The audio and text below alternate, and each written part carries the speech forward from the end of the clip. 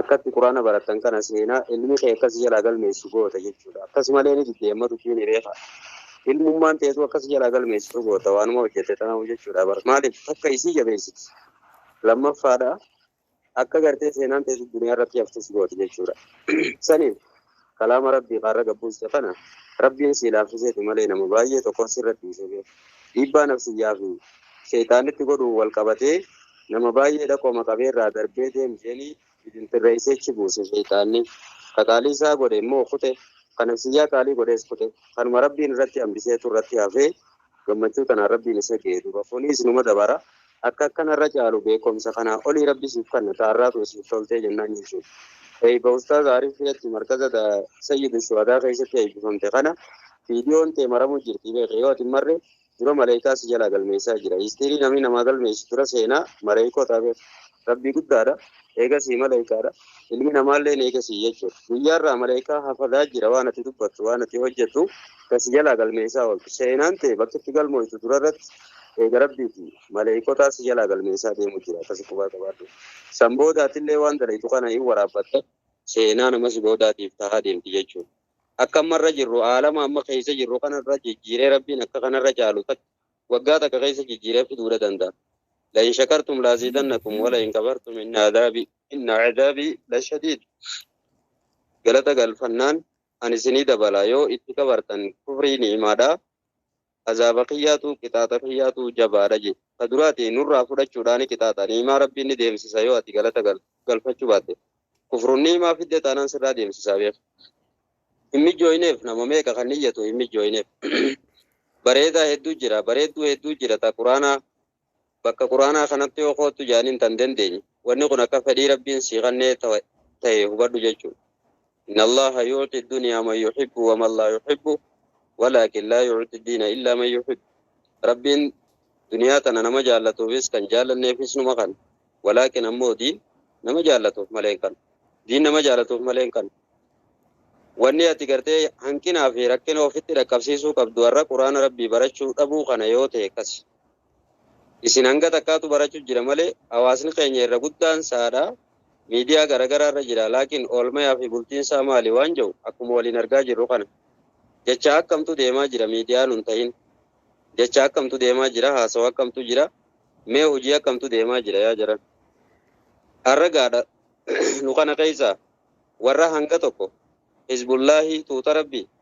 tuuta rabbii khaalqanii fi guyyaa quraanuma mokkoru jiru quraanuma qara'uudhaa fi qaraasisumaa fi qo'achumaa fi qo'achiisumaa fi du'aa'uma godhachumaa fi jamaa akkuma rabbiin jeesanii jiru konfidensii warra firraa qabu yoo rabbiin bira keessa keenyatti nu tolchee salaanni waajibaa nurraa tole jechuudha. Salaanni waajibaa ammoo murtee isaadhaa beekaa siitingii waan khayrii ta'ee guututti salaata rabbii dubbate salaanni gartee waan fofoqottuu fi munkaraata garagaraata gurraata ijaata afaanii taarrabaa tan hundarraa si dhorkitu isiidha. San booda quraana kana keessa sabattee akka gatteessu tasigootu salaata. Yoo salaanni siif hin tolin quraanuma kanaahu maaliif hin qaraasi jetti lubbuun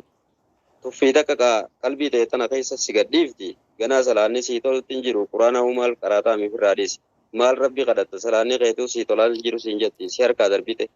nafsiyyaa fi shayitaanni kanaanni deebi'anii si mokoran. Salaata ifisi harkaa darbee ati qaalii goote taanaan tilaata keeysan shayitaanticha qofa eeggadha galmage'a namni salaanni keessiif hin tolin salaata keet irratti xiyyeeffannaa godhi san booda quraana rabbii wantoota sadii tan ilma namaa jireenyaas bareechitee fi fuula isaa bareechituuf hanga kana qofa isinii himu tokkoffaa quraana rabbii yeroo hedduu irra deddeebitee qara'uun tumaaniinaa qalbii teetiitiif bareedina fuulaa sii dabala. Lammaffaan irra deddeebitee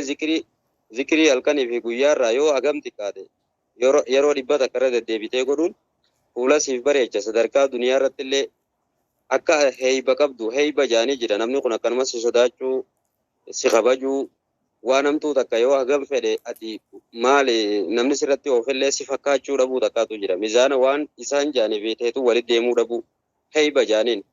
Rabbi biratti sadarkaan teetii ol kaatee jirti maaliif jennaan rabbi dubbachuu jirta zakkaruu jirta hanga rabbi biratti nama zaakiriina ta'uudhaan wadhaakiriina allaha kasiira wadhaakiraati rabbiin jeensan adhaakiriina jechuun jabduu dubbii jabduu shaddaa itti garraan dubbiin san jabduudhaa beekaa ganaallee والذاكرين ربي جلا وركان ذكروا جچودا به akka warra zakaru jechuudha wanni shaddaa qabu akkasuma jabduudha hiikaan siilleeni kasi beek akkas taata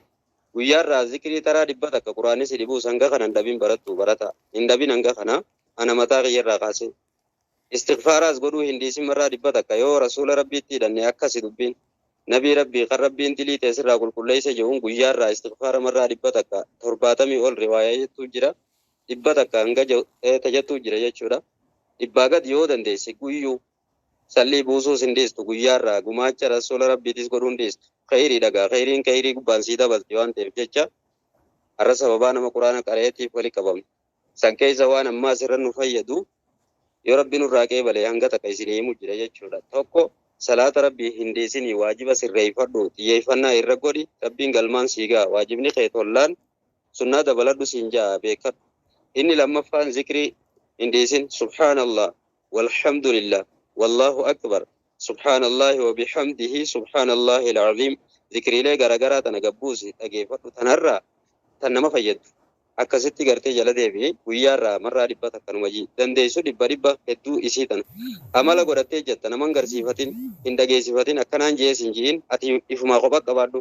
هيبا سيف دبلت أمرين تهون تسيف لافت وجين دنيا سي لافتي قرآن الله سي لافتا wannummaan sidibtu takkan jirtu sitingii jireenya keetiiti sirreeysaa isa keeysaa waa sirreeffachaa deemtuutu kana